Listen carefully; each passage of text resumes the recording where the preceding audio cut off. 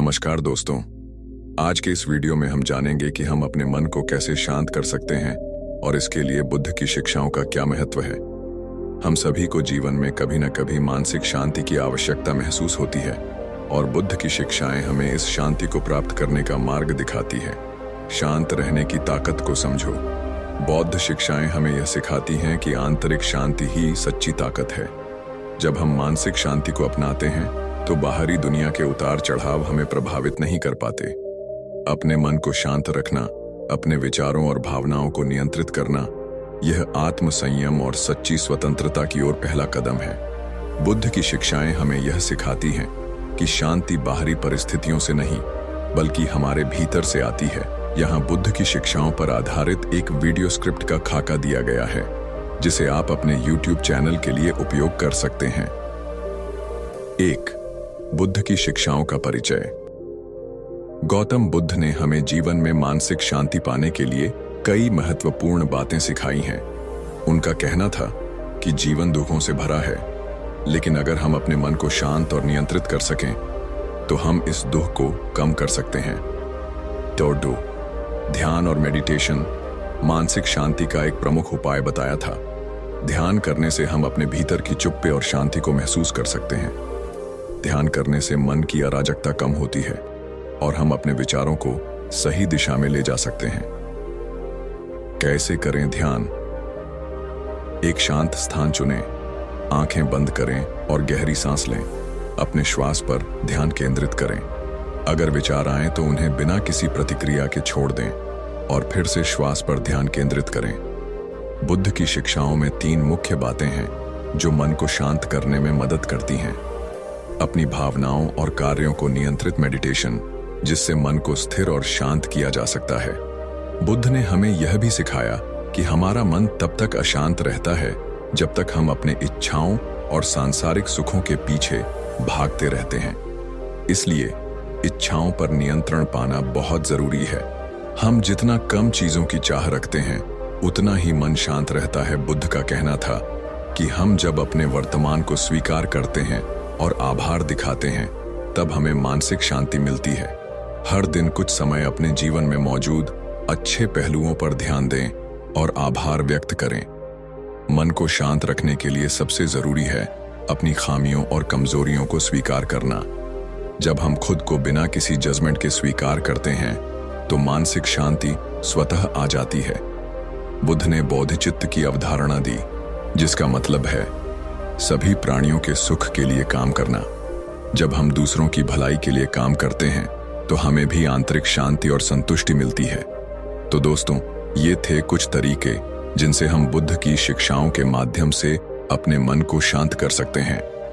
ध्यान, इच्छाओं का नियंत्रण, आभार और आत्म स्वीकृति जैसे तत्व हमें मानसिक शांति प्राप्त करने में मदद करते हैं। बुद्ध की एक महत्वपूर्ण शिक्षा अनित्य यानी अस्थिरता या परिवर्तनशीलता है। उनका कहना था कि जीवन में कोई भी चीज स्थायी नहीं है। सुख, दुख दोनों ही समय के साथ बदलते रहते हैं। जब हम इस सत्य को समझते हैं तो हमें शांति मिलती है, क्योंकि हम यह समझ पाते हैं कि हर कठिनाई भी बीत जाएगी। हम जितना अधिक परिवर्तन को स्वीकार करेंगे उतना ही हमारा मन शांत रहेगा। बुद्ध ने कहा था कि मानसिक अशांति की बड़ी वजह सांसारिक बंधन और अटैचमेंट्स होते हैं। जब हम भौतिक चीजों, रिश्तों या यहाँ तक कि अपनी भावनाओं से अत्यधिक जुड़े रहते हैं तो वे हमें दुख और तनाव देते हैं। बुद्ध ने यह सिखाया कि हमें इन बंधनों से मुक्त होने का प्रयास करना चाहिए ताकि हम आत्म संयम और शांति पा सकें। यही असली मुक्ति है। बुद्ध ने अष्टांगिक मार्ग, 8फोल्ड पाथ का अनुसरण करने की सलाह दी, जिसमें से एक महत्वपूर्ण हिस्सा है सम्यक दृष्टि यानी सही दृष्टिकोण। इसका मतलब है कि हम जीवन को जैसे है वैसे ही समझें और स्वीकारें, बिना किसी आस्थाएं या पूर्वाग्रह के। जब हम किसी भी स्थिति को नकारात्मकता से नहीं बल्कि समझ और धैर्य से देखते हैं तो हमारे मन में शांति बनी रहती है। हमारे मानसिक शांति के मार्ग में एक और महत्वपूर्ण पहलू है सही इरादा। बुद्ध ने हमें यह सिखाया कि हमारा इरादा शुद्ध और सकारात्मक होना चाहिए। जब हम अपने लक्ष्यों और इरादों को अच्छाई की दिशा में रखते हैं तो हमारे कार्यों और विचारों में शांति आती है। बुद्ध के अनुसार हमारी बोली और शब्दों का हमारे मानसिक शांति पर गहरा प्रभाव पड़ता है। जब हम सच बोलते हैं, दूसरों को नुकसान नहीं पहुंचाते और हमारी बातें सौम्य और सहायक होती हैं, तो यह न केवल दूसरों को शांति देता है, बल्कि हमारे भीतर भी शांति उत्पन्न होती है। हमारे कार्यों में भी सही दिशा होनी चाहिए। यदि हम दूसरों को चोट नहीं पहुंचाते, नैतिकता से कार्य करते हैं, तो हम अपनी आंतरिक शांति बढ़ाते हैं। बुद्ध ने हमें यह सिखाया कि हमें अपने कार्यों से समाज और दुनिया में सकारात्मक परिवर्तन लाने का प्रयास करना चाहिए। बुद्ध ने यह भी कहा कि हमें अपने जीवन का तरीका सही रखना चाहिए। इसका मतलब यह है कि हमें अपने काम और व्यवसाय को इस तरह से चुनना चाहिए कि वह दूसरों को नुकसान न पहुंचाए और नैतिक हो। जब हम अपनी आजीविका शुद्ध और ईमानदार तरीके से कमाते हैं, तो हम मन में शांति का अनुभव करते हैं। ध्यान और मानसिक शांति पाने के लिए हमें सही प्रयास करना चाहिए। बुद्ध ने यह कहा था कि जब हम अपनी गलत आदतों और मानसिक विकारों को छोड़ने का प्रयास करते हैं, तो हमें अपने प्रयासों में निरंतरता और धैर्य रखना चाहिए। सही प्रयास से ही हम मन को शांति दे सकते हैं। स्मृति का मतलब है अपनी हर स्थिति और अनुभव पर पूरी तरह से ध्यान देना। जब हम अपने विचारों, भावनाओं और कार्यों पर पूरी तरह से जागरूक होते हैं, तो हम स्वाभाविक रूप से अपनी मानसिक शांति की ओर बढ़ते हैं। ध्यान के अभ्यास से ही हम अपने मन को केंद्रित कर सकते हैं। बुद्ध ने सम्यक समाधि की बात की, जिसका मतलब है कि हम अपने मानसिक विकारों से मुक्ति पाकर अपने मन को शांति और संतुलन की दिशा में ले जा सकते हैं। बुद्ध की शिक्षाएं हमें यह भी समझाती हैं कि मनुष्य की असली शांति न तो किसी बाहरी वस्तु में है और न ही किसी बाहरी परिस्थिति में। असली शांति आत्मा और मानसिक अवस्था में ही मिलती है। जब हम अपने भीतर की शांत अवस्था को पहचानते हैं, तो हमें दुनिया की हलचल से कोई फर्क नहीं पड़ता। आज हमने बुद्ध की कुछ महत्वपूर्ण शिक्षाओं पर चर्चा की, जो हमें अपने जीवन में मानसिक शांति और संतुलन पाने में मदद करती है। ध्यान, इच्छाओं का नियंत्रण, आत्मस्वीकृति और सही दृष्टिकोण जैसे तत्व हमारे जीवन में शांति लाने में सहायक हैं। अगर आप अपने जीवन में इन शिक्षाओं को लागू करने की कोशिश करेंगे, तो न केवल मानसिक शांति पाएंगे, बल्कि अपने आसपास के लोगों के साथ भी एक बेहतर संबंध स्थापित कर पाएंगे। बुद्ध ने हमें अहंकार और माया के प्रभाव से बचने की शिक्षा दी। जब हम अपने आत्म मूल्य को किसी बाहरी चीजों या समाज की मान्यताओं से जोड़ते हैं, तो हम मानसिक शांति खो देते हैं। बुद्ध का कहना था कि अगर हम अपने भीतर के असली स्वभाव को पहचानते हैं और अहंकार से बाहर निकलते हैं, तो मानसिक शांति आनी शुरू हो जाती है। बुद्ध ने वैराग्य यानी दुनियावी चीजों से मोह का त्याग करने पर बल दिया। वैराग्य का अर्थ यह नहीं है कि हमें भौतिक वस्तुओं को पूरी तरह से छोड़ देना चाहिए, बल्कि यह है कि हम उन वस्तुओं से अत्यधिक जुड़ाव न रखें और उनके बिना भी सुखी रह सकें। जब हम इस संसार की अस्थिरता को समझते हैं और अनावश्यक इच्छाओं से मुक्त होते हैं, तो मानसिक शांति सहज रूप से प्राप्त होती है। बुद्ध की शिक्षाओं में यह भी था कि मन को शांत करने के लिए हमें सकारात्मक सोच अपनानी चाहिए। अगर हम अपने मन को नकारात्मकता से मुक्त रखते हैं, तो हम हर परिस्थिति में शांति और संतुलन बनाए रख सकते हैं। सकारात्मक सोच से न केवल आत्मविश्वास बढ़ता है, बल्कि आंतरिक शक्ति भी विकसित होती है, जो हमें जीवन के संघर्षों का सामना करने में मदद करती है। बुद्ध ने यह सिखाया कि जीवन में सुख और दुख दोनों हैं। जब हम जीवन की प्राकृतिक स्थिति को स्वीकार करते हैं, तो हम मानसिक शांति की ओर बढ़ते हैं। हर कठिनाई और चुनौती को हम एक अवसर के रूप में देख सकते हैं, जिससे हम कुछ नया सीख सकते हैं। बुद्ध का संदेश था कि दुख से घबराने के बजाय हमें उससे निपटने का तरीका सीखना चाहिए। यही हमें शांति की ओर ले जाता है। बुद्ध का एक महत्वपूर्ण सिद्धांत था मध्यम मार्ग, यानी न तो अत्यधिक भोग विलास में जीना और न ही कठोर तपस्या करना। उनका मानना था कि जीवन में संतुलन होना चाहिए। जब हम अत्यधिक सुखों और दुखों से दूर रहते हैं और जीवन को संतुलित तरीके से जीते हैं, तो हमें मानसिक शांति मिलती है। बुद्ध ने यह भी कहा था कि मानसिक शांति और आत्मनिर्भरता प्राप्त करने का रास्ता मुक्ति है। मुक्ति का अर्थ है आत्मा का संसार के बंधनों से पूरी तरह से मुक्त होना। यह प्रक्रिया निरंतर अभ्यास, ध्यान और आत्मज्ञान से संभव होती है। जब हम आत्मज्ञान प्राप्त करते हैं तो हम शांति और संतुलन के साथ जीवन जीने में सक्षम होते हैं। बुद्ध ने यह बताया कि हमारे हर कर्म का परिणाम होता है, चाहे वह अच्छा हो या बुरा। यदि हम अच्छे कर्म करेंगे तो हमें सकारात्मक परिणाम मिलेंगे, जिससे हमारे भीतर शांति और संतुष्टि आएगी। वहीं यदि हम बुरे कर्म करते हैं तो मानसिक अशांति और कष्ट का सामना करना पड़ सकता है। इसलिए हमें अपने कर्मों में सतर्क और सावधान रहना चाहिए ताकि हम शांति की दिशा में आगे बढ़ सकें। बुद्ध ने हमें यह भी सिखाया कि समाज के प्रति हमारी जिम्मेदारी है। जब हम दूसरों की मदद करते हैं, उनके लिए दया और सहानुभूति दिखाते हैं, तो हमारे अंदर भी शांति का संचार होता है। दूसरों की भलाई के लिए काम करने से हमारे भीतर एक प्रकार की संतुष्टि और मानसिक शांति आती है। यही कारण है कि बुद्ध ने हमें परहित यानी दूसरों की भलाई के कार्यों में समर्पित रहने की सलाह दी थी। आखिरकार बुद्ध का सबसे महत्वपूर्ण संदेश यह था कि बाहरी परिस्थितियां कभी भी हमें स्थायी शांति नहीं दे सकती। असली शांति हमारे भीतर होती है। जब हम अपने भीतर की गहराइयों को समझते हैं और अपने विचारों, भावनाओं और इच्छाओं पर नियंत्रण पाते हैं, तब हमें सच्ची शांति मिलती है। यह आत्मा की शांति ही हमें बाहरी दुनिया की हलचल से प्रभावित नहीं होने देती। धैर्य और सहनशीलता बुद्ध की एक और महत्वपूर्ण शिक्षा है। जब हम धैर्य से काम लेते हैं तो हम किसी भी कठिन परिस्थिति में शांत रह सकते हैं। जीवन में आने वाली छोटी बड़ी समस्याओं का सामना बिना घबराए और सहनशीलता से करना हमारी मानसिक शांति को बनाए रखता है।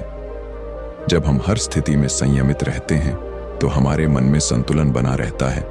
आज हमने बुद्ध की शिक्षाओं को विस्तार से समझा और देखा कि कैसे इन शिक्षाओं को अपने जीवन में लागू कर हम मानसिक शांति और संतुलन प्राप्त कर सकते हैं। बुद्ध ने हमें यह सिखाया कि मानसिक शांति का एक महत्वपूर्ण हिस्सा कृपा और करुणा है। जब हम दूसरों के प्रति दयालु और सहायक होते हैं तो यह न केवल उनके जीवन को बेहतर बनाता है, बल्कि हमारे अंदर भी शांति का अनुभव होता है। करुणा की भावना से हम न केवल दूसरों का भला करते हैं, बल्कि अपने मानसिक बोझ को भी हल्का करते हैं। बुद्ध का कहना था कि जितना अधिक हम दूसरों के लिए अच्छा करेंगे, उतना ही हम अपने भीतर शांति और संतुष्टि महसूस करेंगे। बुद्ध ने यह भी बताया कि हमें अपनी नकारात्मक भावनाओं जैसे गुस्सा, द्वेष और ईर्ष्या से मुक्त होना चाहिए। ये सभी विकार मन को अशांत करते हैं और हमारे जीवन को कष्टमय बना देते हैं। जब हम इन विकारों से मुक्त होते हैं तो हमारे भीतर शांति का अनुभव होता है।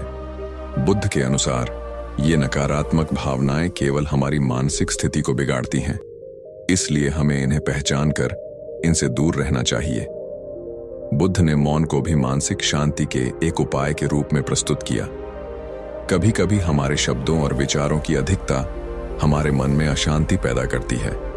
मौन रखने से हम अपने भीतर की शांति को महसूस कर सकते हैं और अपने विचारों को साफ कर सकते हैं। बुद्ध का कहना था कि मौन की अवस्था में हम अपने भीतर की गहरी समझ को प्राप्त कर सकते हैं और यह हमारे मानसिक संतुलन को बनाए रखने में मदद करता है। बुद्ध ने हमें यह सिखाया कि ध्यान और मानसिक शांति के लिए निरंतरता बहुत महत्वपूर्ण है। अगर हम रोज थोड़ा समय अपने मन को शांत करने और अपने विचारों पर ध्यान केंद्रित करने में लगाते हैं, तो यह धीरे धीरे हमारे जीवन का हिस्सा बन जाता है। ध्यान को एक नियमित अभ्यास के रूप में अपनाने से हम अपने भीतर गहरी शांति और संतुलन पा सकते हैं। बुद्ध ने हमें विवेकशीलता यानी सही निर्णय लेने की कला सिखाई। विवेकशीलता का मतलब है किसी भी स्थिति को समझकर शांत दिमाग से और बिना किसी पूर्वाग्रह के निर्णय लेना। जब हम विवेकपूर्ण निर्णय लेते हैं तो हम न केवल अपनी स्थिति को नियंत्रित करते हैं, बल्कि हम मानसिक शांति भी बनाए रखते हैं। विवेकशीलता हमें नकारात्मक विचारों और प्रतिक्रियाओं से बचाती है।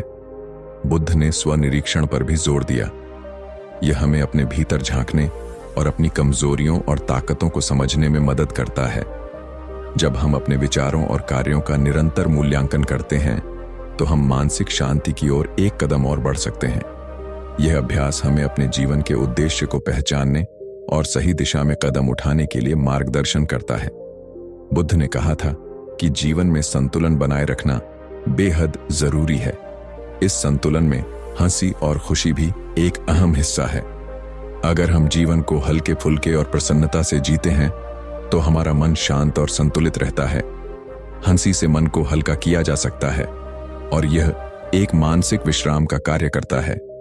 जीवन के कठिन समय में भी हमें हंसी और खुशियों को न भूलने की आवश्यकता है। बुद्ध ने यह भी सिखाया कि हर समस्या का समाधान है और हमें हर समस्या के समाधान को ध्यानपूर्वक देखना चाहिए। जब हम किसी समस्या का सामना करते हैं तो हमें पहले यह समझने की आवश्यकता है कि वह समस्या हमारे मानसिक दृष्टिकोण और विचारों से जुड़ी होती है।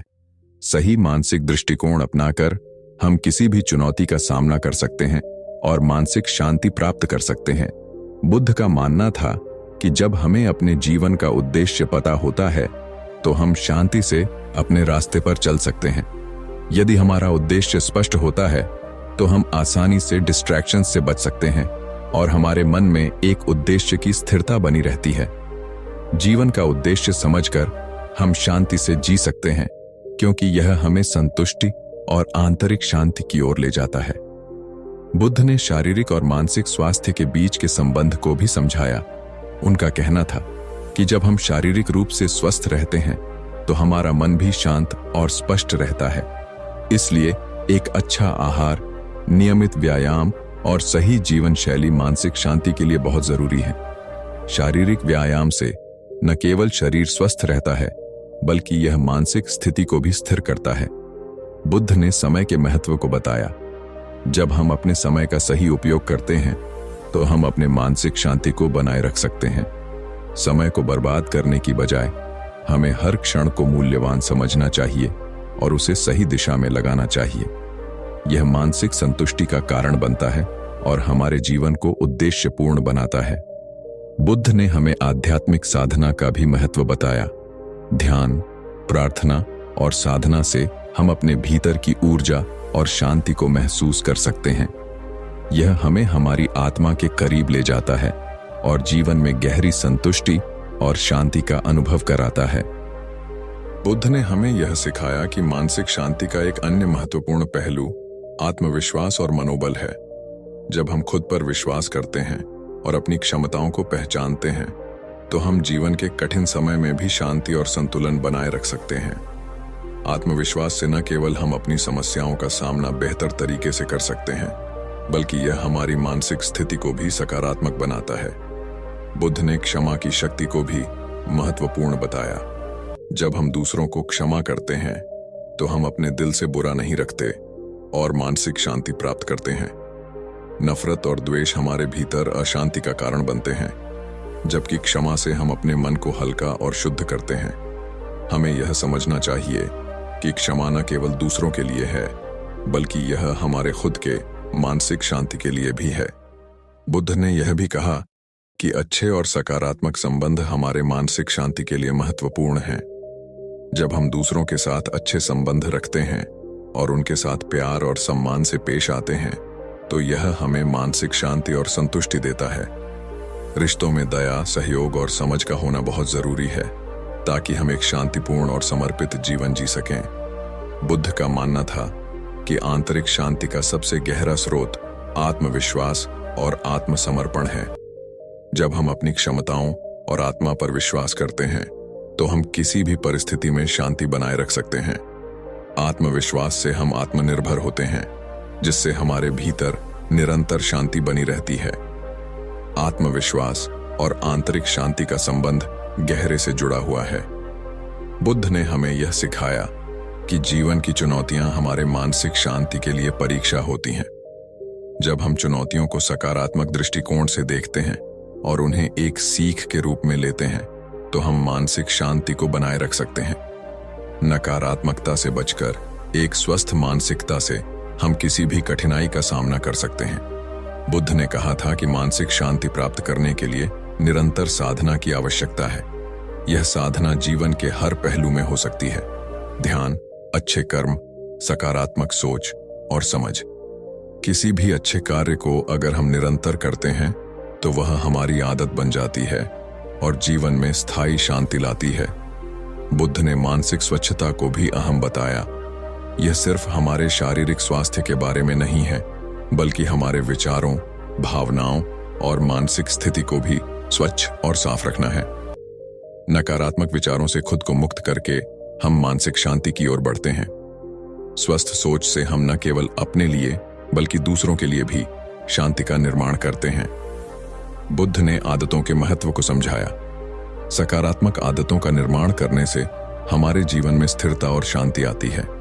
जब हम ध्यान, योग, सकारात्मक सोच और अच्छे कर्मों को अपनी दैनिक आदतों में शामिल करते हैं तो हमारा मन शांत रहता है और हम मानसिक शांति की दिशा में लगातार आगे बढ़ते रहते हैं।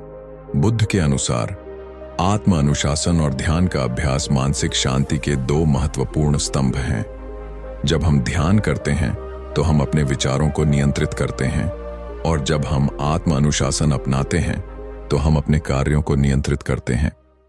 यह संयम और अनुशासन हमें मानसिक शांति प्रदान करता है, जिससे हम किसी भी परिस्थिति में संतुलित रहते हैं। बुद्ध ने हमें यह सिखाया कि मानसिक शांति पाने के लिए दृढ़ संकल्प और धैर्य की आवश्यकता होती है।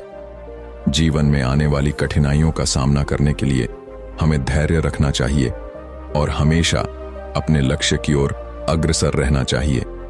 जब हम धैर्य के साथ काम करते हैं तो हमें शांति मिलती है, क्योंकि हम जानते हैं कि समय के साथ हर समस्या हल हो जाती है। बुद्ध ने हमें वास्तविकता को स्वीकार करने की महत्वता समझाई। हमें यह समझना चाहिए कि जीवन में उतार चढ़ाव आते रहते हैं, और जब हम इन उतार चढ़ावों को स्वीकार कर लेते हैं तो हमारा मन शांति से भर जाता है। जीवन की अस्थिरता और परिवर्तन को स्वीकृत करने से हम मानसिक शांति पा सकते हैं। बुद्ध ने यह भी कहा कि हम जब परिवर्तन को स्वीकार करते हैं तो हमें मानसिक शांति मिलती है। कोई भी स्थिति स्थायी नहीं होती। जीवन में हर चीज बदलती रहती है। जब हम इस सत्य को समझते हैं और बदलते हुए समय के साथ समायोजित होते हैं तो हम मानसिक शांति पा सकते हैं।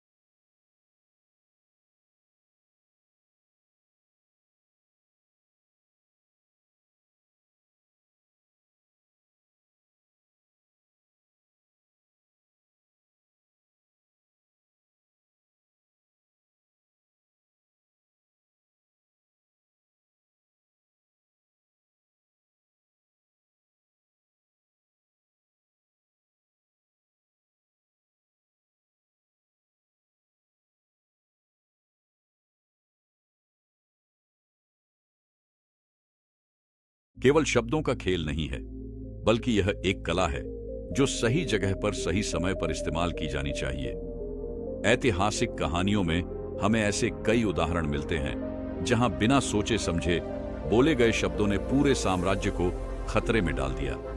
महाभारत में दुर्योधन को ही देख लीजिए। उसकी जुबान ने उसे विनाश की ओर धकेल दिया। जब द्रौपदी ने उसको अंधे का पुत्र कहने पर हंसी उड़ाई तो उसने प्रतिशोध की आग में पूरा युद्ध खड़ा कर दिया। लेकिन अगर दुर्योधन उस वक्त शांत रहता तो शायद महाभारत की कहानी कुछ और होती। अब अगर बात करें आधुनिक समय की, तो हर दिन सोशल मीडिया पर लोग बिना सोचे समझे अपनी राय व्यक्त कर देते हैं। किसी ने कुछ कहा और उस पर बिना पूरी बात समझे प्रतिक्रिया देना आम बात हो गई है। लेकिन क्या यह सही है? जब आप हर बात पर अपनी राय देने लगते हैं तो आपकी बातों का महत्व कम हो जाता है और कभी-कभी आपका एक गलत बयान आपकी छवि को भी बर्बाद कर सकता है। तो दोस्तों, इस कहानी और इन उदाहरणों से यह साफ हो जाता है कि जुबान का सही इस्तेमाल ही असली ताकत है। जितना कम बोलेंगे ज्यादा समझदार लगेंगे, और जब बोलेंगे तो आपकी बातों का असर हमेशा रहेगा। याद रखें, शब्द वही बोले जो आपके व्यक्तित्व को ऊंचा उठाए, वरना चुप रहना हमेशा बेहतर है। दोस्तों, क्या कभी आपने महसूस किया है कि जुबान से निकला हर शब्द हमारे जीवन को या तो सुधार है या फिर उलझा देता है? कभी सोचा है शब्द हमारे जीवन को किस तरह बदल सकते हैं? हर शब्द, हर वाक्य, हर बात हमारे जीवन की दिशा तय करती है। हम सबके पास अपनी बातों को कहने का अधिकार है, लेकिन क्या हम कभी यह सोचते हैं कि हम जो बोलते हैं वह हमारे और दूसरों के लिए कितने महत्वपूर्ण हो सकते हैं? सोचिए, हम किस तरह के शब्दों का चुनाव करते हैं। बहुत बार ऐसा होता है कि हम बिना सोचे समझे बोलते जाते हैं और बाद में पछताते हैं। लेकिन सोचिए, अगर हम उन शब्दों को सोच समझकर और कम बोलकर इस्तेमाल करें तो हमारी जिंदगी कितनी सुलझी हुई हो सकती है। कम बोलने का पहला लाभ यह है कि हम अपनी भावनाओं और विचारों को ज्यादा साफ तरीके से व्यक्त कर पाते हैं। जब हम कम बोलते हैं तो हमारी बातों में गहराई आती है। जैसे एक बार एक संत ने कहा था, जो कम बोलता है वह ज्यादा समझता है। ऐसे लोग अपनी बात बिना किसी घमंड के बस सच्चाई और समझ के साथ बोलते हैं, और इसलिए उनके शब्दों का असर होता है।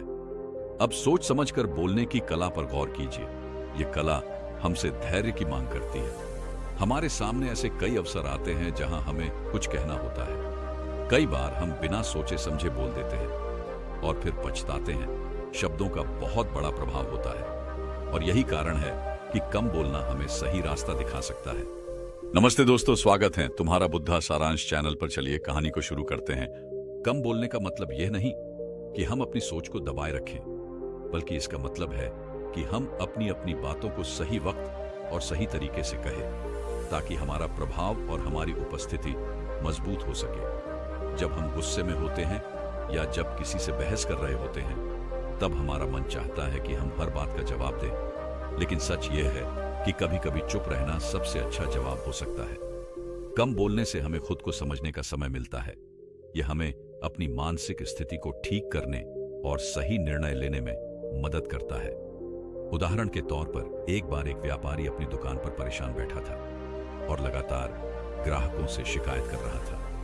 लेकिन जैसे ही उसने चुप रहकर सोचना शुरू किया, तब उसे एहसास हुआ कि परेशानी ग्राहक से नहीं, बल्कि उसकी खुद की असावधानी से थी। सोच समझकर बोलने से हमें न केवल अपनी बातों पर सही असर डालने का मौका मिलता है, बल्कि यह हमें दूसरों के शब्दों को समझने और उनका आदर करने का भी अवसर देता है। यह हमें तनाव और झगड़े से बचाता है, क्योंकि हम बिना किसी प्रतिक्रिया के चीजों को सुलझाने का तरीका सीखते हैं। कम बोलने से हमारी ताकत बढ़ती है, क्योंकि जब हम बोलते हैं तो हमारी बातों में गहराई होती है। इससे हम दूसरों पर भी अच्छा प्रभाव डालते हैं। और यह भी सच है कि जब आप कम बोलते हैं, लोग आपके शब्दों का अधिक सम्मान करते हैं। एक प्रसिद्ध कहानी भी है जिसमें एक राजा ने अपने मंत्री से पूछा कि हमेशा बोलते रहने वाले व्यक्ति के साथ क्या किया जाए। मंत्री ने जवाब दिया, राजा, उस व्यक्ति को चुप रहने का आदेश दीजिए, क्योंकि उसकी शब्दों की ताकत उसकी चुप्पी में लिपि है। याद रखें, कम बोलने का मतलब यह नहीं कि हम हमेशा चुप रहें। इसका मतलब है कि हम बोलने से पहले सोचे शब्दों का सही चयन करें और उन शब्दों से दूसरों के दिलों पर असर डालें।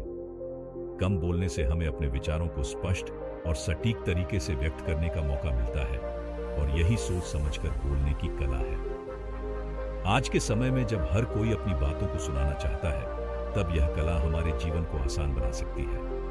अगर हम कम बोलने की आदत डालें, तो हम न केवल अपनी समस्याओं को सुलझा सकते हैं, बल्कि अपने रिश्तों को भी मजबूत बना सकते हैं। कम बोलने से हम अपनी सोच को भी परिष्कृत कर सकते हैं, क्योंकि यह हमें समय देता है अपने विचारों को ठंडे दिमाग से परखने का। दोस्तों, आजकल की इस दुनिया में शब्दों की शक्ति को नकारा नहीं जा सकता। हर शब्द का अपना असर होता है। हम जो बोलते हैं वह केवल दूसरों पर नहीं, बल्कि हम पर भी असर डालता है। सोचिए, अगर हम ज्यादा बोलते हैं तो क्या होता है?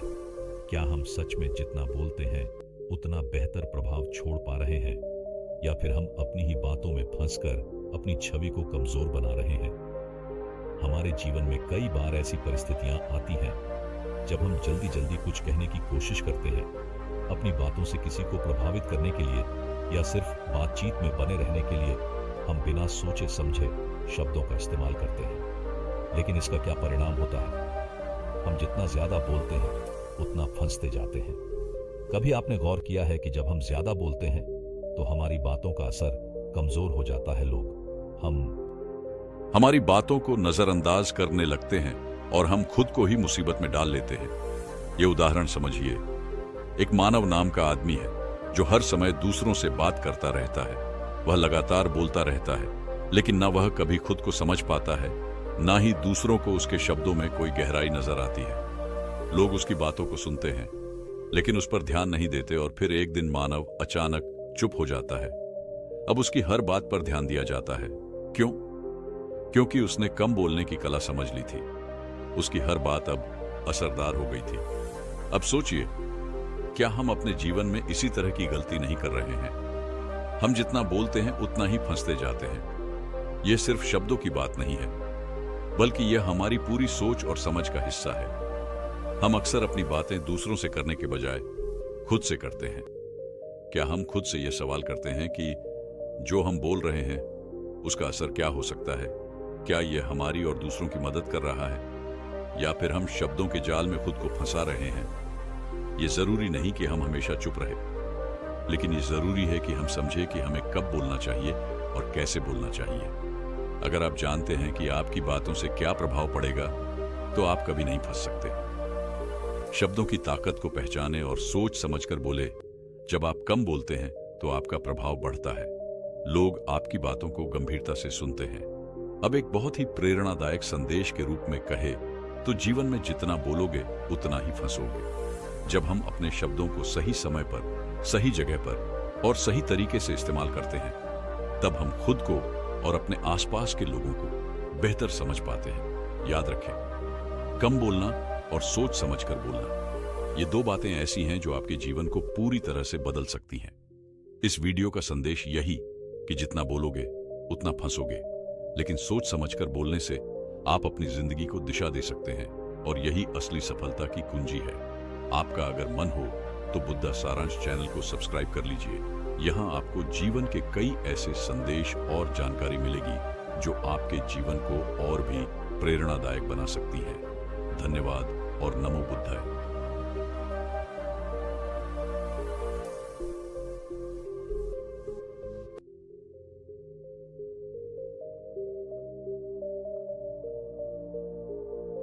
दोस्तों, इस धरती पर सभी को यही लगता है कि मेरे जीवन में जो दुख है, ऐसा किसी और के जीवन में नहीं है। आज की यह कहानी आपको बताएगी कि इस दुनिया के सबसे सुखी व्यक्ति आप ही हैं। सही कहा है किसी ने, जिसके जीवन में संतोष नहीं, वह जिंदगी में कभी भी खुश नहीं रह सकता। उसको बेचैनी रहती है, उसको कितना भी दे दो, उसका मन कभी भी खुश नहीं हो सकता। आज की वीडियो बहुत महत्वपूर्ण और ज्ञानवर्धक होने वाली है। कृपया वीडियो में अंत तक जरूर बने रहे। तो चलिए बिना देरी के कहानी को शुरू करते हैं। इससे पहले आप बुद्धा सारांश चैनल को सब्सक्राइब करें। दोस्तों, एक समय की बात है। एक गांव में एक लड़की रहती थी। वह लड़की सुंदर नहीं थी और उसका कोई भी नहीं था। वह अकेले ही रहा करती थी। वह खुद ही मेहनत करती और अपने लिए 2 वक्त की रोटी का प्रबंध किया करती। यूं तो उसे 2 वक्त की रोटी मिल ही जाया करती थी, लेकिन फिर भी वह अपने आप से खुश नहीं थी। उसे दुनिया में सभी लोग सुखी नजर आते थे, सभी लोग खुशहाल नजर आते थे। दूसरों का जीवन देखकर वह खुद को कोसा करती, खुद को तरह तरह की बातें कहती। वह कहती थी, हे ईश्वर, आपने सभी को खुशहाल बनाया है, सभी को सुख दिया है, सभी को सुंदर बनाया है, तो मुझे क्यों नहीं? आखिर मैंने किया क्या था? आखिर मेरी गलती क्या थी? मैं जानती हूं आप मुझसे कोई बदला ले रहे हैं। इसी प्रकार एक दिन वह अपने आप से नाराज होकर, निराश होकर एक पेड़ के नीचे बैठी हुई थी और रो रही थी। तभी वहां से एक बौद्ध भिक्षु गुजर रहे थे। उन्होंने जब उस लड़की को रोते हुए देखा तो वह उसके पास गए और उन्होंने उस लड़की से कहा, पुत्री, क्या बात है, तुम क्यों रो रही हो? इसका जवाब देते हुए वह लड़की उन बौद्ध भिक्षु से कहती है, हे गुरु, मुझे कोई प्यार नहीं करता, मुझे कोई पसंद नहीं करता, क्योंकि मैं काली हूं, मैं सुंदर नहीं हूं और मेरे रंग को लेकर लोग मेरा मजाक बनाते हैं। मेरा कोई नहीं, मेरे पास तो धन भी नहीं है। इस दुनिया में हर कोई सुखी है, हर किसी के पास सब कुछ है, हर कोई अपना जीवन खुशहाली से जी रहा है। सभी के पास सब कुछ है तो मेरे पास क्यों नहीं? आखिर मैंने क्या किया था? आखिर इसमें मेरा क्या कसूर है? क्या मुझे सुखी होने का हक नहीं? क्या मुझे अपना जीवन खुशहाली से जीने का हक नहीं? उन बौद्ध भिक्षु ने उस लड़की की सारी बातें ध्यानपूर्वक सुनी और उसके बाद वह उस लड़की से कहते हैं, पुत्री, अगर तुम मुझे उस व्यक्ति से मिलवा दो जो अपने जीवन में सुखी हो, तो मैं तुम्हें एक ऐसी चीज दूंगा जिससे तुम सुंदर और सुखी दोनों बन जाओगी। उन बौद्ध भिक्षु के मुख से यह सुनकर वह लड़की बहुत प्रसन्न हुई और तुरंत ही उन बौद्ध भिक्षु से कहती हैं, क्या सचमुच ऐसा हो सकता है? इस पर वह बौद्ध भिक्षु उस लड़की से कहते हैं, हां, यह अवश्य ही हो सकता है। तभी वह लड़की उन बौद्ध भिक्षु से कहती है, हे गुरुवर, पर यदि यह सचमुच संभव है तो मैं एक ऐसे आदमी को जानती हूं जो बहुत सुखी है। मैं उसे अभी लेकर आती हूं, आप मेरा यहीं पर करना। इस पर वह बौद्ध भिक्षु उस लड़की से कहते हैं, जब तक तुम वापस नहीं लौटोगी मैं तुम्हारा यहीं पर इंतजार करूंगा। इतना कहकर वह लड़की वहां से भागी अपने मालिक के पास पहुंची, जो कि एक किसान था। उसने किसान से कहा, मालिक, आप मेरे साथ चलिए, मुझे एक बौद्ध भिक्षु मिले हैं जिन्हें मैं आपसे मिलवा चाहती हूं। उन्होंने कहा है कि अगर मैं एक किसी सुखी व्यक्ति को उनके पास ले जाऊंगी तो वह मुझे सुंदर और सुखी दोनों बना देंगे। उस लड़की की आवाज सुनकर वह किसान दुखी होकर उस लड़की से कहता है, मैं तुम्हें कहां से सुखी लगता हूं? इस पर वह लड़की उस किसान से कहती है, मालिक, आपके पास तो सब कुछ है, आपके पास तो घर है, अच्छा खाने के लिए है, रहने के लिए अच्छा मकान है, आपका अपना परिवार है और तो और आपके पास धन भी है, तो आप दुखी कैसे हो सकते हो? इस पर वह किसान जवाब देते हुए कहता है, अरे मूर्ख, मेरी फसल अच्छी नहीं हो रही, इसलिए उसके दाम भी अच्छे नहीं मिल रहे और राजा को लगान भी देनी है। मेरे पास तो अब इतने पैसे भी नहीं हैं कि मैं फिर से अच्छे किस्म के बीज खरीद सकूं, और इस बार बरसात में मेरी सारी की सारी फसल भी खराब हो गई थी। अब तो मेरे हालात और अधिक खराब हो चुके हैं और ऐसे हालातों में मैं सुखी कैसे रह सकता हूं? जाओ, किसी और को ढूंढ लो जो सचमुच में सुखी हो। इस पर वह लड़की अपने मालिक से कहती है, मालिक, तो आप ही बताइए, आपके हिसाब से कौन सबसे ज्यादा सुखी है जिसे मैं अपने साथ ले जा सकूं? इस पर वह किसान कुछ देर विचार कर उस लड़की से कहता है, मुझे लगता है कि व्यापारी बहुत सुखी है। उन्हें ना तो फसल उगाने की चिंता है और ना ही फसलों की देखरेख करने की। उन्हें तो बस फसल खरीदनी होती है और वह उसे कहीं से भी खरीद सकते हैं, और तो और वे अन्य चीजों का भी व्यापार करते हैं जिनका मौसम से कोई लेना देना नहीं होता, और वे लोग हमसे कहीं ज्यादा अधिक धन भी कमाते हैं। लोग उनका आदर सम्मान भी करते हैं। मुझे तो लगता है कि वही सबसे सुखी है, तुम उन्हीं के पास जाओ। वह लड़की अपने मालिक की बात सुनकर वहां से भागी एक व्यापारी के पास जा पहुंची और उस व्यापारी से कहती है, मालिक, आप मेरे साथ चलिए, मुझे एक भिक्षु मिले हैं जिन्हें मैं आपसे मिलवा चाहती हूं। उन्होंने कहा है कि किसी ऐसे सुखी व्यक्ति को ले आओ जो सचमुच सुखी हो, और उसके बाद वह मुझे एक ऐसी चीज देंगे जिससे मैं सुंदर और सुखी दोनों हो जाऊंगी। उस लड़की की बात सुनकर वह व्यापारी दुख भरे शब्दों में उस लड़की से कहता है, अरे हमारे जीवन में कहाँ सुख है। चारों ओर से तो हमें दुख ने ही घेर रखा है। चोर लुटेरे, हमें सबका ध्यान रखना पड़ता है। व्यापार में अभी बहुत घाटा भी चल रहा है। और तो और राजा हमसे अतिरिक्त कर्ज भी वसूल रहे हैं, जिससे व्यापार करने में बहुत दिक्कत आने लगी है। हमें सुरक्षा भी नहीं मिल पा रही। जीवन पर हमेशा कोई ना कोई संकट मंडराता ही रहता है। मुझे तो ऐसा लगता है कि मुझसे दुखी इस दुनिया में और कोई नहीं। इस पर वह लड़की उस व्यापारी से कहती है, परंतु मालिक, आपके पास तो इतना धन है, आपके पास इतनी जमीन जायदाद, आपके पास इतना अन्न है, रहने के लिए इतना बड़ा मकान और खाने पीने के लिए हर प्रकार की सुविधाएं हैं। इसके बाद भी आप दुखी हैं। यह बहुत अजीब सी बात है। मुझे तो लगता था कि आप बहुत सुखी होंगे। खैर, कोई बात नहीं। कृपया करके मुझे कोई ऐसा व्यक्ति बताइए जो आपके हिसाब से बहुत सुखी हो, जिसे मैं उन बौद्ध भिक्षु के पास ले जा सकूं। इस पर वह व्यापारी कुछ देर सोच विचार कर उस लड़की से कहता है, मुझे लगता है कि राज के अधिकारी बहुत सुखी हैं। वह सीधा राजा से संबंध रखते हैं, उनके पास अधिकार है और वह धनवान भी है। वह चोर लुटेरे और डकैत से भी नहीं डरते, और वही लोग हमसे धन भी वसूलते हैं, और हमें उनके सामने उनके आदर में झुकना ही पड़ता है, और सभी लोग उनका बहुत मान सम्मान भी करते हैं। मुझे नहीं लगता कि उनके जीवन में कोई भी दुख होगा, और मुझे लगता है कि वही सबसे सुखी है। काश मैं भी राजा का एक अधिकारी होता तो मैं भी अपना जीवन आराम से बिता रहा होता। इस पर वह लड़की उस व्यापारी से कहती है, मालिक, क्या आप किसी अधिकारी को जानते हैं? क्या आप मुझे उनसे मिलवा सकते हैं? मैं उन्हें अपने साथ ले जाऊंगी। अगर वह सबसे सुखी हुए तो इसके बाद मुझे वह बौद्ध भिक्षु कुछ ऐसी चीज मुझे देंगे जिससे मैं भी सुंदर और सुखी हो जाऊंगी। बताइए ना, आप मुझे किसी अधिकारी से मिलवा सकते हैं? मैं आपकी बहुत आभारी रहूंगी। व्यापारी को उस लड़की पर दया आ गई। उसने उस लड़की को एक अधिकारी से मिलवा ही दिया जिसे वह व्यापारी जानता था। लड़की ने अधिकारी से मिलने के बाद उस अधिकारी से कहा, मालिक, आप मेरे साथ चलिए। मुझे एक भिक्षु मिले हैं जिन्हें मैं आपसे मिलवा चाहती हूँ। उन्होंने मुझसे कहा है कि अगर मैं एक सुखी व्यक्ति को उनसे मिलवा दूंगी तो वह मुझे एक ऐसी चीज देंगे जिससे मैं सुंदर और सुखी दोनों हो जाऊंगी। इस पर वह अधिकारी उस लड़की से कहता है, तुम्हें किसने कह दिया कि मैं सुखी हूं? अरे मेरे जैसा दुखी व्यक्ति तो इस दुनिया में और कोई नहीं होगा। तुम्हें नहीं पता, लेकिन हम पर कितना दबाव होता है, हमारे ऊपर कितनी जिम्मेदारियां होती हैं। हमें हर एक आदेश को पूरा करना होता है, और वह आदेश भी इतनी आसानी से पूरे नहीं होते। उनके लिए हमें कितनी मुश्किलें उठानी पड़ती हैं, कितनी दिक्कतों का सामना करना पड़ता है। राजा कुछ भी आदेश पारित कर देते हैं और उसे हमें लागू करना पड़ता है। जनता का गुस्सा और तरह तरह की मुश्किलें, सभी परिणाम हमें ही झेलने पड़ते हैं। और तुम्हें लगता है कि मैं सुखी हूं? ऐसा कुछ भी नहीं है। अगर वह भिक्षु तुम्हें सुखी कर दे तो तुम उसे मुझे भी मिलवा। मैं भी तो सुखी होना चाहता हूं। मुझे भी अपना जीवन खुशहाली से बिताना है।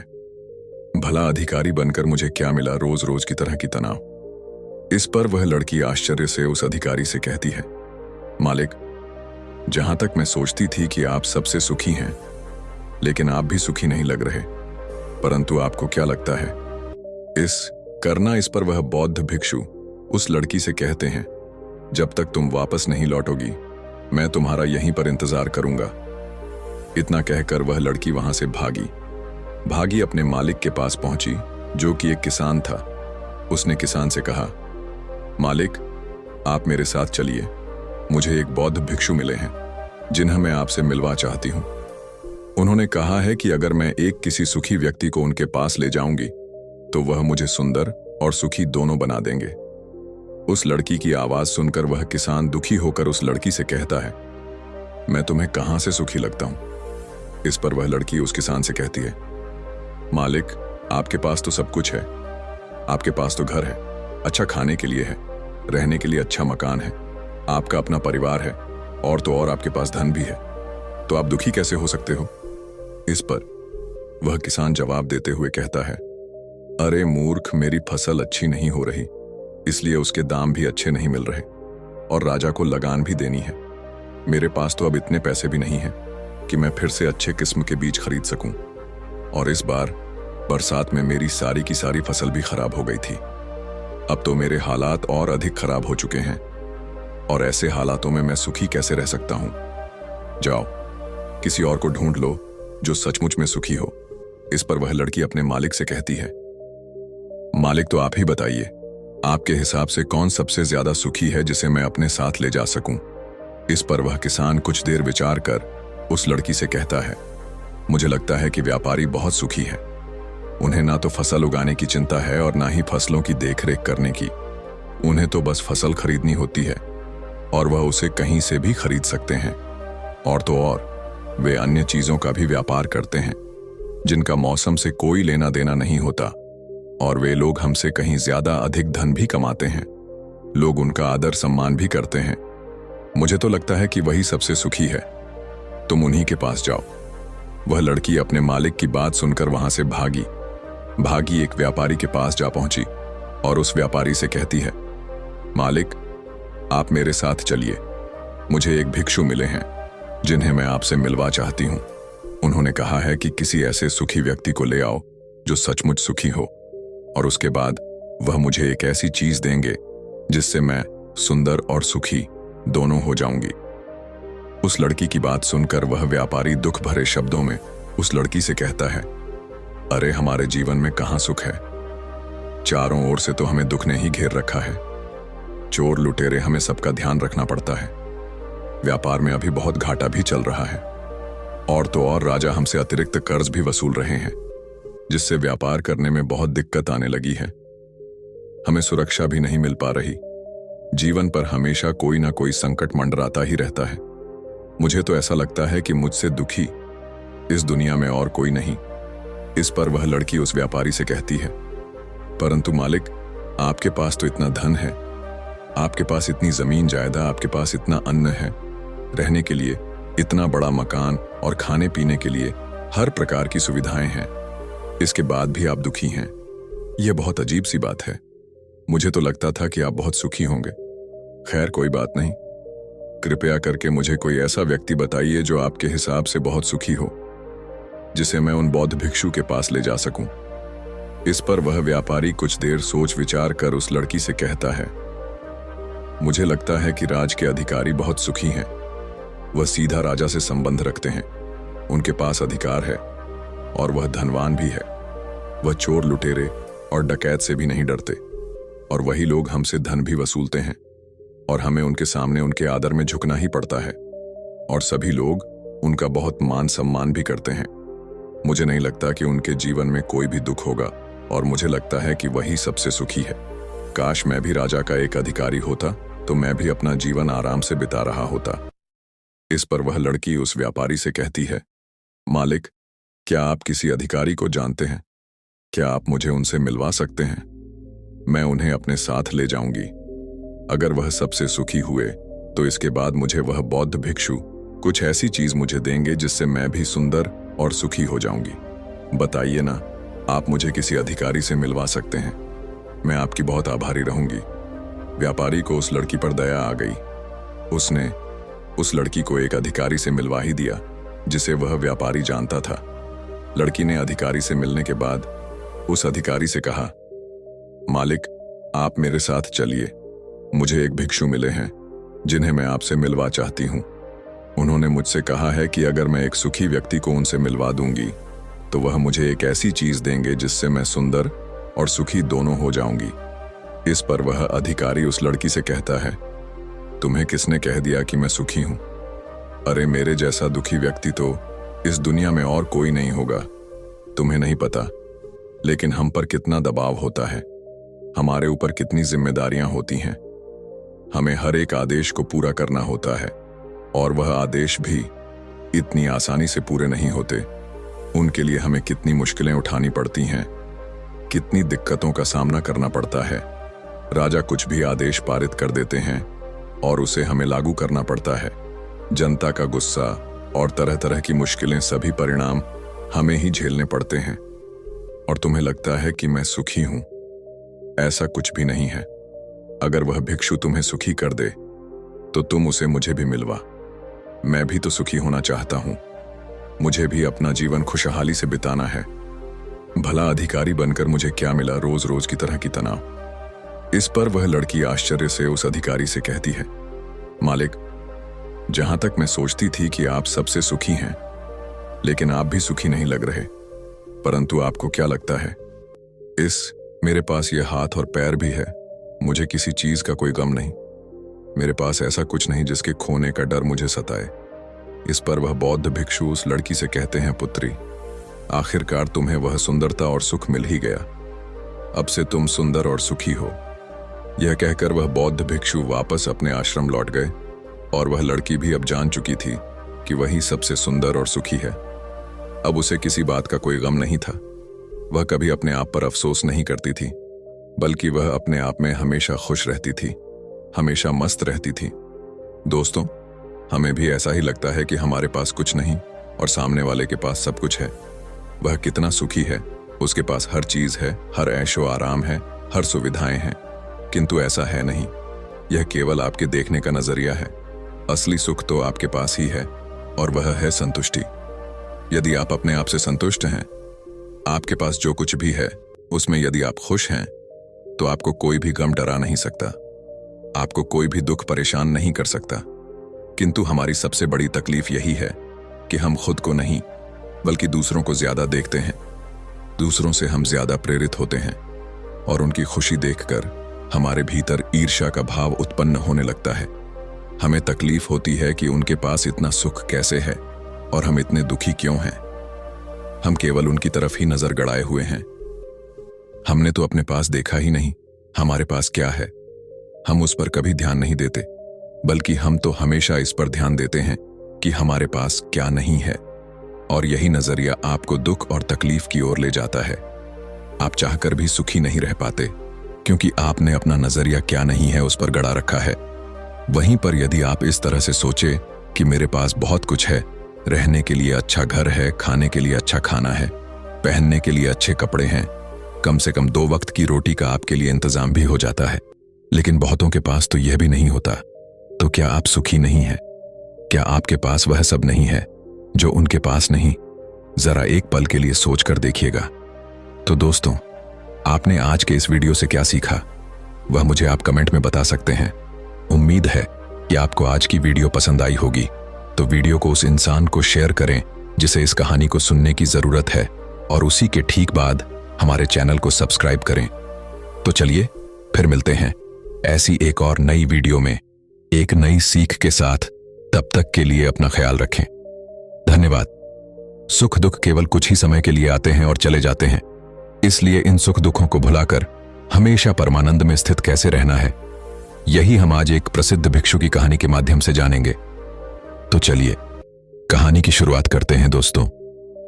वैसे तो भगवान ने हम में से हर किसी को वह सब कुछ दिया है जो हमें मिलना चाहिए था, लेकिन हम में से कुछ लोग उसकी कदर करते हैं और कुछ लोग उसकी कद्र कभी नहीं कर पाते। और कुछ तो ऐसे भी होते हैं कि उनके पास जो कुछ भी है वह उसका बखान करते थकते नहीं, यानी कि अपने मुंह से ही अपनी बढ़ाई करते कभी नहीं थकते।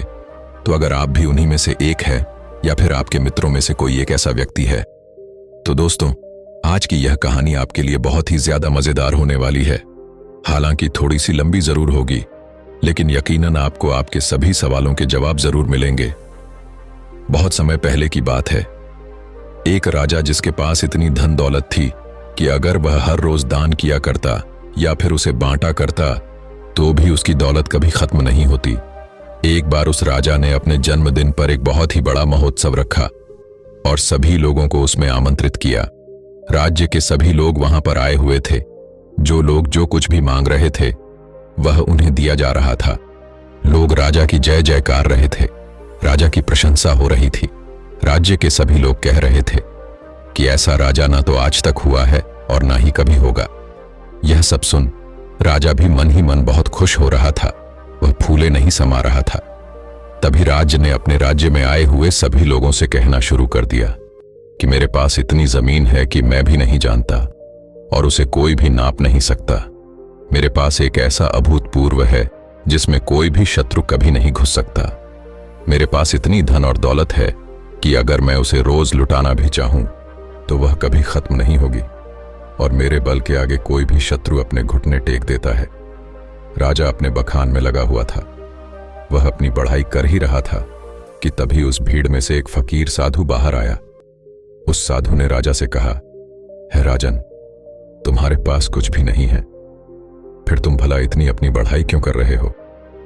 मुझे तो लग रहा था कि मैं ही गरीब हूं, लेकिन तुम तो मुझसे भी ज्यादा गरीब निकले। इतने लोगों के सामने जब फकीर ने राजा से यह सब कहा तो राजा को क्रोध आ गया। राजा ने तुरंत ही उस फकीर को कारागार में डाल दिया। अगले दिन उस फकीर साधु को राज्यसभा में बुलाया गया और उस फकीर से राजा ने कहा, अब कहो तुम क्या कहना चाहते हो? इस पर वह फकीर साधु कहते हैं कि मुझे लगता था कि तुम्हारे पास धन दौलत ही नहीं है, लेकिन अब मुझे यह भी यकीन हो गया है कि तुम्हारे पास रत्ती भर दिमाग भी नहीं है। इस पर वह राजा और भी ज्यादा क्रोधित हो गया और उसने उस फकीर से कहा कि तुम हमारा अपमान कर रहे हो। हम चाहे तो तुम्हें अभी तुम्हें हम मृत्यु दंड दे सकते हैं। इस पर वह फकीर मुस्कुराने लगे और राजन से कहा, है राजन, किसी को कुछ देने के लिए हमारे पास भी कुछ होना चाहिए, लेकिन तुम्हारे पास तो कुछ भी नहीं है, तो फिर तुम भला मुझे क्या दे सकते हो? फकीर की इस बात पर राजा को और भी ज्यादा क्रोध आ गया। राजा ने कहा, अगर मेरे पास कुछ नहीं है तो फिर बताओ तुम्हारे पास क्या है? तुम मुझे क्या दे सकते हो? इस पर वह फकीर मुस्कुराने लगा और कहा, है राजन, मेरे पास जो कुछ भी है वह तुम्हें दिखाई नहीं देगा, और जो तुम्हें दिखाई दे रहा है ऐसा